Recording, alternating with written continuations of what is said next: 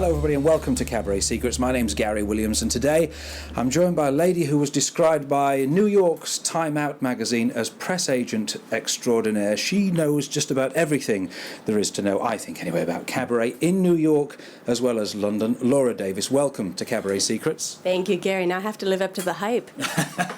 So tell me, try and answer this question for me, because I've been involved and been around cabaret for a long time, and it was always my dream to perform in New York, to do cabaret in New York. It seemed to be the real pinnacle, you know. It seemed to be much more exciting and glamorous than performing in London. Is it? I worked for a PR agency in New York that specialized in doing PR for the Rainbow and Stars, which still existed, 88s, which existed then, gone now, Don't Tell Mama, which lovely place, is still running strong after 30 years, and lots of venues in New York, some of which are gone, and some which are still there, but sometimes under a new incarnation. And my romantic counterpart was a Broadway musical conductor, so I was very immersed in the musical theater world, and of course there's a lot of interplay between that and cabaret. A lot of people are doing solo cabaret shows because they have been in musicals and they want to shine, but they've been in the chorus, let's face it, sometimes. But they're marvelous solo performers. Conversely, there are some people who you'd think would be fabulous doing a solo cabaret show, but for some reason they aren't comfortable with that intimacy and that interaction with the audience. They prefer to be behind the fourth wall, if you like. But cabaret, as we know, is all about personal theater and interacting with the audience. I personally think the London cabaret scene is more adventurous, because there's a lot of cross-pollination here with burlesque world, with variety, the British Victorian variety show concept, which might mean you'd have a singer, a magician, a dancer, a specialty act, all kinds of people on one stage doing their part of the show. And that here is called a cabaret night. And in America? Not so. In New York, for the most part, cabaret purists would say that a more traditional approach to cabaret would be, a woman in a black dress singing Autumn in New York, at the Cafe Carlyle. And cabaret so much reflects the personality of the artist doing it. Yes. So if you're a cool, introspective performer, you're going to put on a very different show, but I would think you would have some challenges in the cabaret crowd if you're a cool, introspective performer, because it's all about bringing your energy to the audience. Americans are better performers than Brits? No.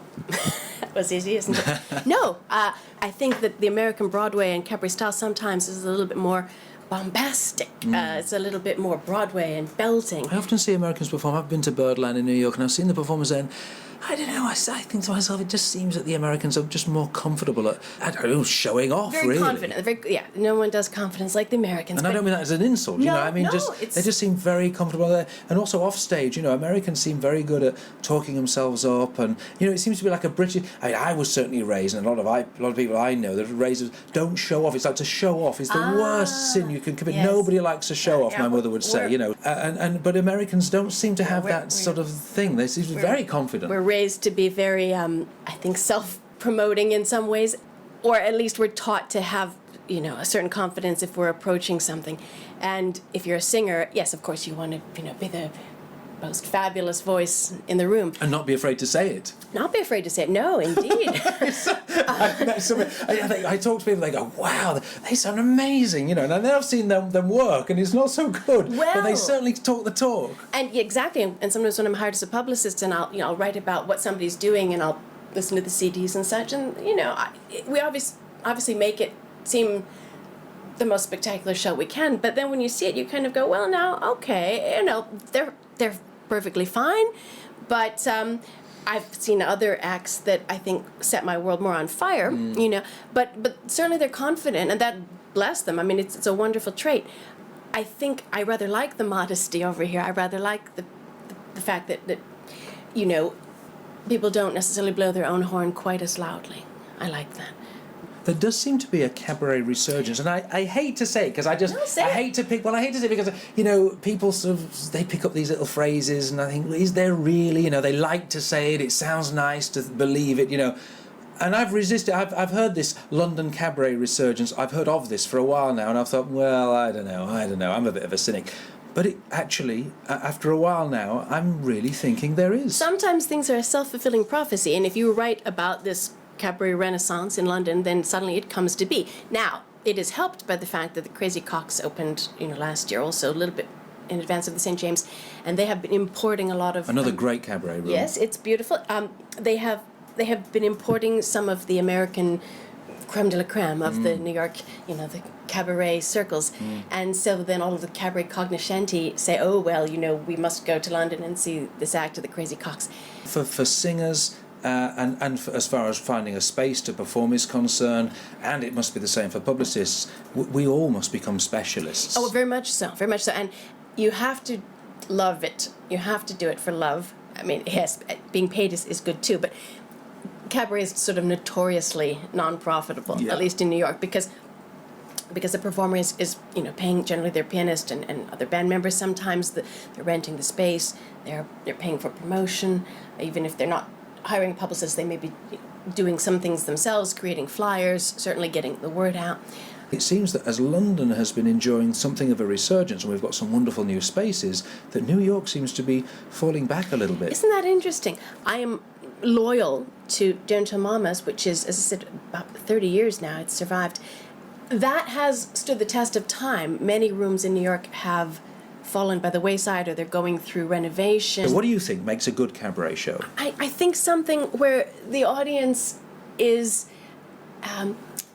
enlivened and enlightened, where they will learn something and they will walk out feeling, dazzled that they have...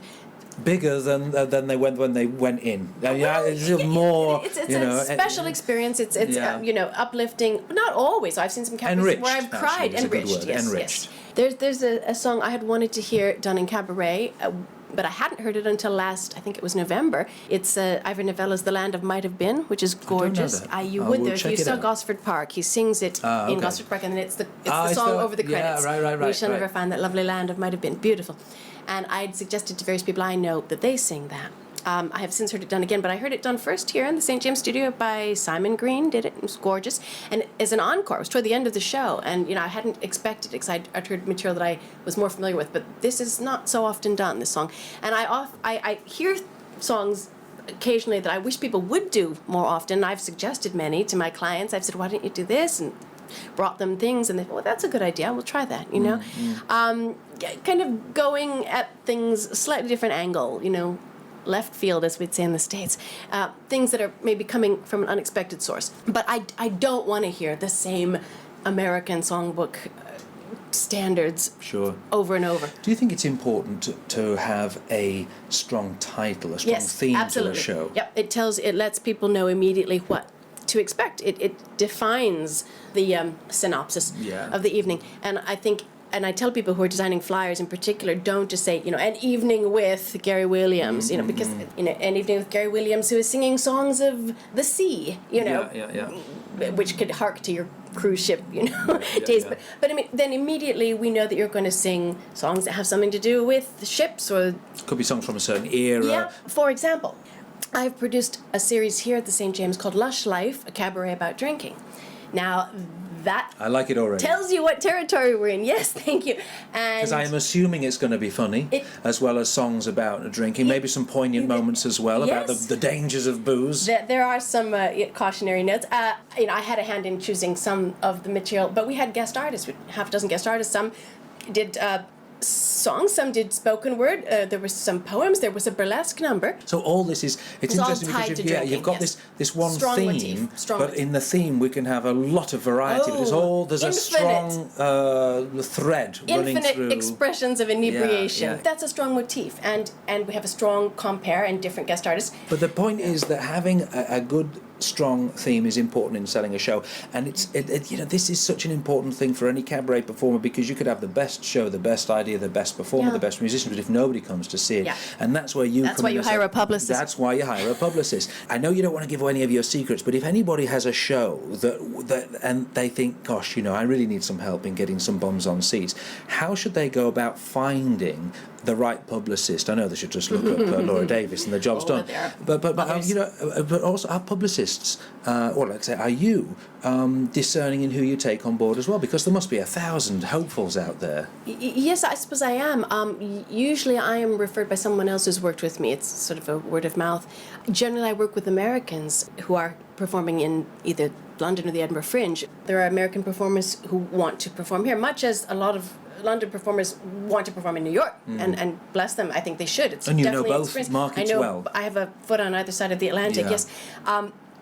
I do know both markets well because I lived and worked in New York for a decade and produced shows there too, it must be said.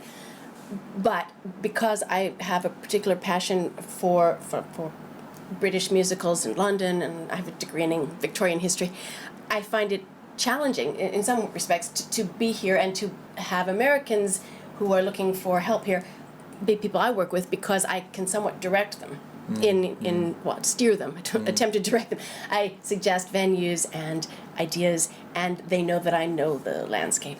When you take somebody on, what are you looking for? What do they need to have before you say, okay, I'm happy to represent you? I have a no diva policy. That gets rid of most of them then. No, I'm somewhat joking, but I like a sense of humor, and I like people who are kind of okay with lots of different directions that the show could be taken in, because depending on where you're doing it, venues in London, I mean, you might do different shows in different places, and if you're having a late night show for an edgy crowd at, say, the Soho Theatre, that's very different than doing a cocktail cabaret at 6 o'clock. Sometimes American performers might be used to things being a certain way, and you say, well, that's not how it is here, but there are many advantages to the ways that it could work for you here, and the audience may react differently, and maybe don't be locked in to a certain presentation that you're inflexible with. Flexibility is a good thing, because I so often am required to be flexible myself. Do you have some tips for people that are Brits that are performing over in the States? If you're going over there as a British performer, do the most British act you can, because that's something we won't see. That's what they're paying bring them for, something, right? Well, they don't necessarily always know what they're paying for, but show them something that is unique to your culture and your specialty and your expertise. And sing British songs, and they'll probably thank you for it. Maybe make sure there are a few things that are recognizable, but not all new. But I've worked with a lot of people who've done original songs, which of course no one's heard, and they've sometimes been hits, and people have wanted to buy the CDs because they want to hear these songs again. So I say make it as English as you can if you're going over there, because that's your unique selling point. Thank you for talking to us today. It was my pleasure, Gary, and I hope I'll see you in New York. Thank you for listening to this Cabaret Secrets podcast. If you've got any comments or questions, please visit cabaretsecrets.com, where you'll also find details of the Cabaret Secrets book, an indispensable guide on how to create your own show, travel the world, and get paid to do what you love.